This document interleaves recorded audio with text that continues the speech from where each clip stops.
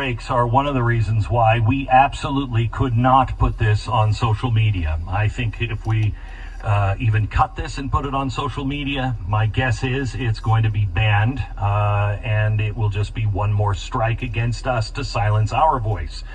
I say this because the voice that you're about to hear has been silenced already on every media platform. In fact, today during testimony in Washington, Mark Zuckerberg said what this doctor was saying could get people killed. They could take a drug that could harm them. It's unbelievable what's going on. I want to introduce you to our guest, but I want to read, I want you to understand who she really is. If I look at her resume, she's a board-certified emergency physician. She graduated from the Chicago Medical School before attending Stanford University Law School. So she's a doctor and a lawyer. Neither are slouch jobs. Neither were slouch universities. She completed her residency in emergency medicine at Stony Brook University Hospital in New York. Dr. Gold worked in Washington, D.C. for the Surgeon General, as well as for the chairman of the Labor and Human Resources Committee. She works as a physician on the front lines, whether or not there is a pandemic. She is doing clinical work from the urban inner city to the suburban to Native American population. Her legal work focuses on policy issues relating to law and medicine.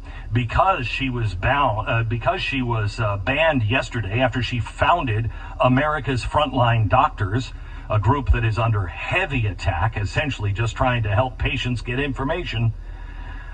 She met with the Vice President Pence to ask for help for doctors so they can prescribe hydroxychloroquine to help COVID-19. Her name is Dr. Simone Gold.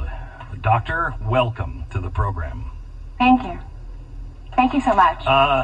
You're welcome. I have to commend you for your bravery and what you're doing. I know the last couple of days must have been a whirlwind and had to have shocked you. It's one thing to see it happen to other people, but when it happens to you, it's a different story, isn't it? This has been stunning, and I was absolutely warned that it would be a firestorm, but I had no idea. I've heard guests say things like that in the past, but it's an absolutely stunning experience to live through. You know, I am a board-certified emergency physician. I like to take care of patients, and I was watching a tragedy unfold, both on the personal level, where a patient would need a medication that would help them, that the FDA says is perfectly fine and safe for 65 years.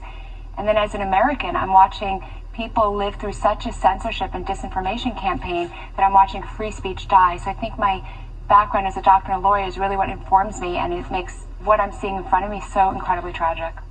So you originally didn't want to come out and speak out or, be on the tip of the spear. But I know my good friend Mark Levin and his wife played a role in trying to get you to speak out. What was the turning point for you? What got you to finally say, I don't care, I have to speak out? I want to emphasize how utterly insane it is that we're having any conversation at all about an FDA 65 years generic, a 65-year FDA-approved generic medication that's been proven safe for decades. It's so insane that I knew there was much more to it than just the drug, right? It makes no sense whatsoever. So again, I think being a doctor and a lawyer, really, I've always been very passionate about free speech. What we're living through right now, Glenn, unfortunately, we're living through not the end of free speech, but we're right in the middle. We're in the death throes of free speech.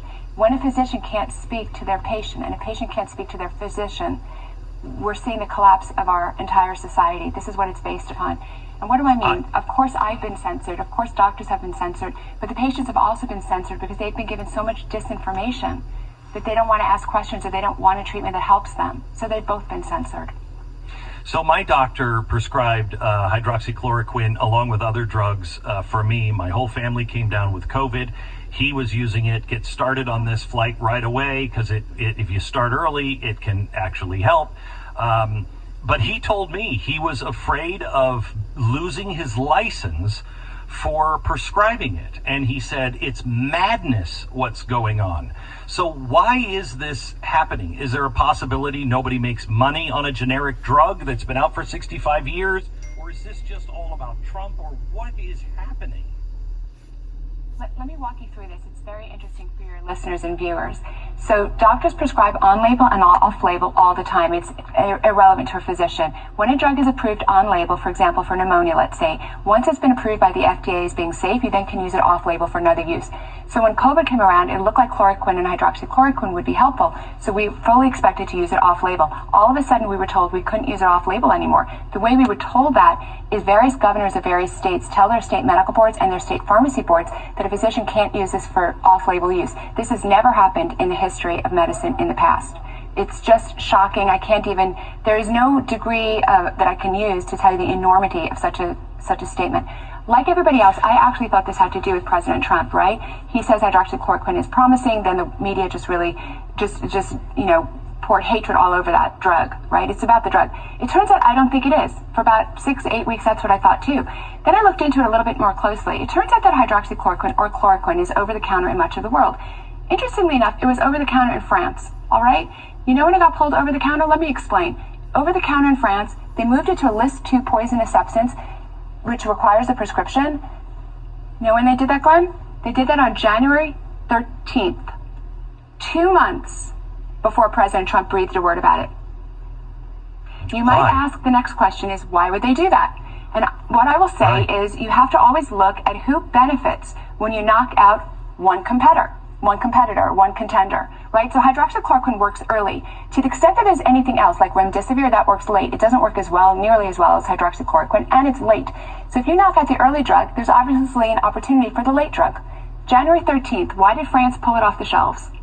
We had evidence in 2005 that chloroquine was likely to work against the COVID-19 virus. I say that because the virology journal published by the National Institute of Health showed in SARS-CoV-1, which is the precursor to SARS-CoV-2, which is what we're living through, chloroquine worked prophylactically and in early treatment. So we knew that in 2005, the director of the NIH, which published virology, was Anthony Fauci at that time. So Anthony Fauci clearly knew that chloroquine was likely to work.